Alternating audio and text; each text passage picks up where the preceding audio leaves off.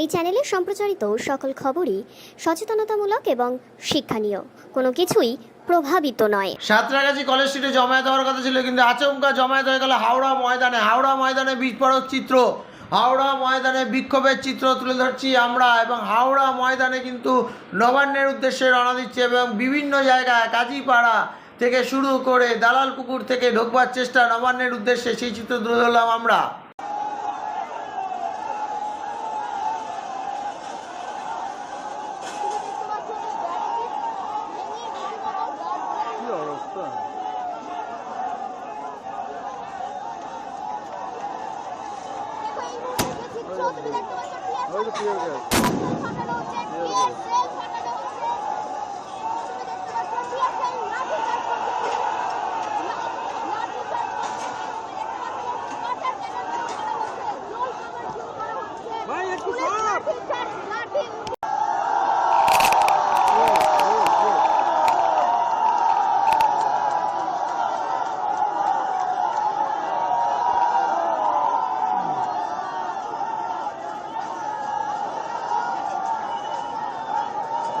শুনেই ফেললো, শুনেই ফেললো।